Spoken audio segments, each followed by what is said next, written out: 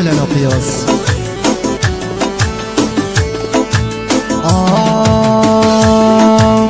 Avalda aylaptın başım birer yalan söz bilen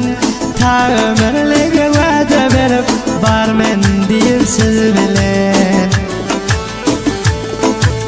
indi sana nadip barcak bir gayra sol yıl bilen alar mekan şerim etmen bana galan göl bilen hali göl yaş edip ağlap yatlasan gerek meni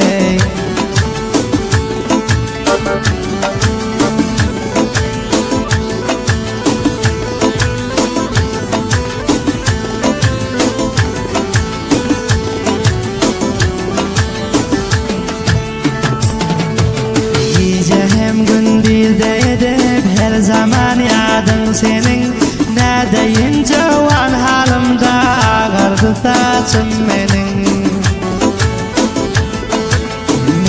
neme kimim var tebalı var kimi onun sipille bilmersin kadrim alında bilecek günün hali pişman edip ağlap yatlasan gerek meni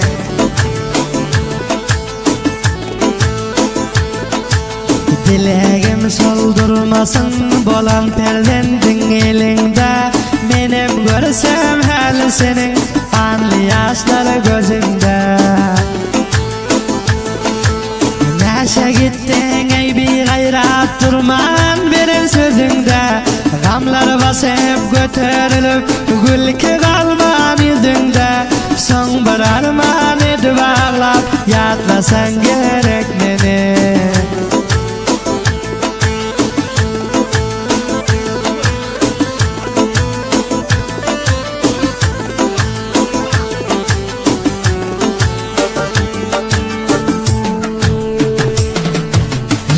olup seni perdende görsem ağlap yüreğinin çekmeyip bir kuvanın estem ol varacağın o dünyadan görmesen sıl dünyada göreceğin geceleri yazsan ağlap beni dişte görenin aharman edip ağlap yatlasan gerek meni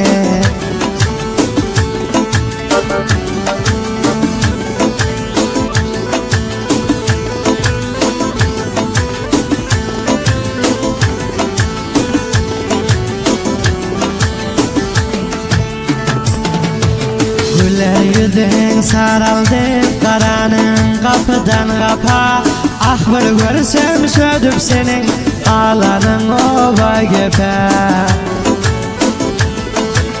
yeke yeke görayasın edenin yani cepha yol zanından sermedip çıkı bilmesen kopa sopilla yad edip ağlap yatlasan gerek meni